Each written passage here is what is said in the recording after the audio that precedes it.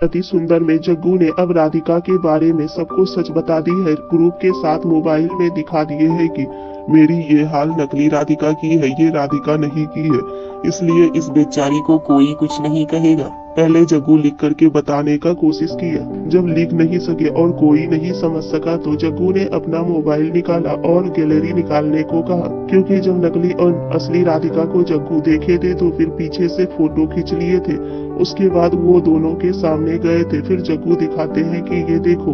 दिव्यम देखता है कि सच में यहाँ तो दो राधिका है और राधिका सही ही कहती थी कि मैंने नहीं, मेरी हमशक्ल ने ये की है। अब तो यहाँ पर राधिका को दूसरी शादी के बारे में भी पता चल जाता है। राधिका रानी के ऊपर काफी ज्यादा गुस्सा होने वाली है। राधिका यहाँ रानी से कहती है कि अभी तो मेरा तलाक भी नहीं हुआ था, तुम्हारी दिव्यम जी से कैसे शादी हो सकती है। सुजाता ने रानी को वही चुन्नी देती है जो राधिका का चुन्नी होता है। जैसे ही राधिका रानी के हाथ में अपना चुन्नी देखती है तो रानी से कहती है कि ये मेरा चुन्नी है, मेरा चुन्नी क्या कर रही हो।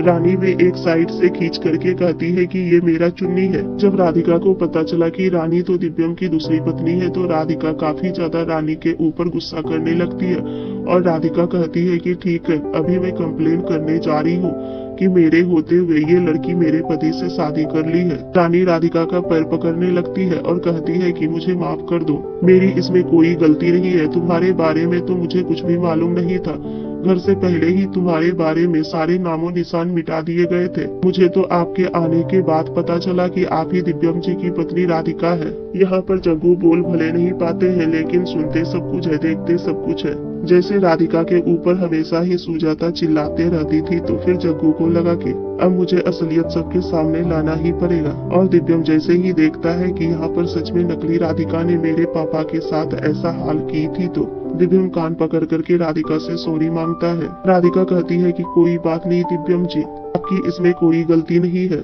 अगर मेरे पापा के साथ भी ऐसा होता और मैंने देखा होता अपने आँख से जिसको, तो मैं भी उसी के ऊपर विश्वास करती कि उसी ने ये काम की है। इसलिए दिव्यम जी कोई बात नहीं, आप सॉरी मत बोलिए, आपकी इसमें कोई गलती नहीं है। लेकिन दिव्यम जी, आप मेरे रहते हुए बिन मेरे से तलाक लिए हुए आप शादी कैसे कर सकते हैं। दिव्यम कहता है कि राधिका मुझे माफ कर दो, मैंने ये शादी अपनी मर्जी से नहीं की है, मुझे कराया गया है।